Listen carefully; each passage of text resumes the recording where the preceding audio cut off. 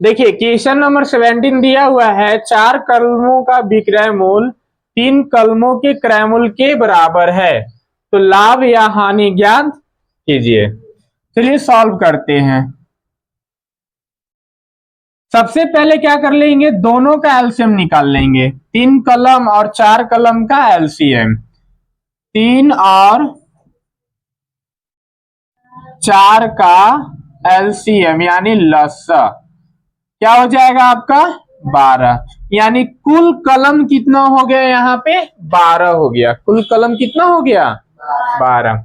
चूंकि क्रयमूल नहीं दिया हुआ है तो हम लोग पहले सीख चुके हैं कि जब भी क्रयमूल माना जाता है तो कितना रुपया माना जाता है 100 रुपया माना जाता है। ठीक है, मान लीजिए माना कि कितना कलम है 3 कलम का, 3 कलम का क्रय मूल्य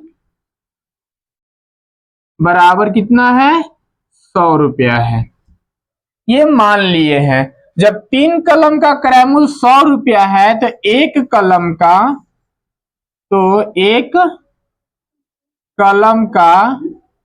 क्रय मूल्य कितना हो जाएगा 100/3 हो जाएगा। ये कितना कलम का हो गया, एक कलम का मूल्य निकल गया। कितना कलम का निकला, एक कलम का मूल्य निकल गया। ठीक है, वो भी कौन सा मूल्य, विक्रय मूल्य या क्रय मूल्य, कौन सा मूल्य निकला है क्रय मूल्य। ठीक है ना,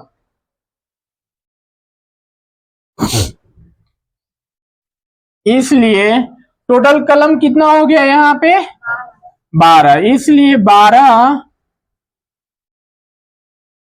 कलमों का क्रय मूल्य कितना हो जाएगा 100/3 गुना में 12, 4 तिहाई 12, यानी कितना हो जाएगा 400 रुपया।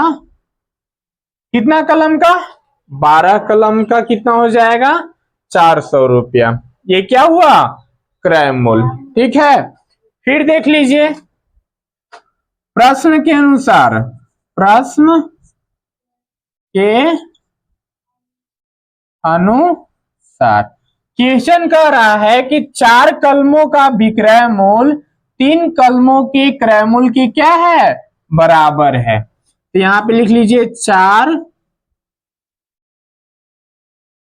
कलमों का विक्रय मूल्य बराबर 3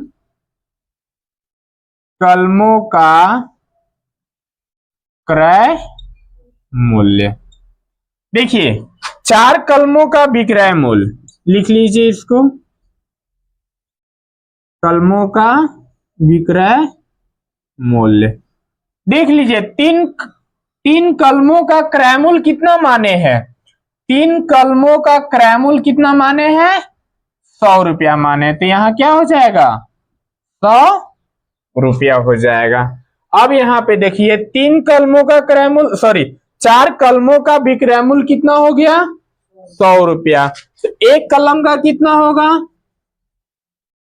एक कलम का विक्रय मूल्य क्या होगा, तो इसको भी क्या करेंगे 100/4 कर देंगे, यानी एक कलम का विक्रय मूल्य कितना हो गया 100/4 रुपया। ठीक है, अब यहां पे देख लीजिए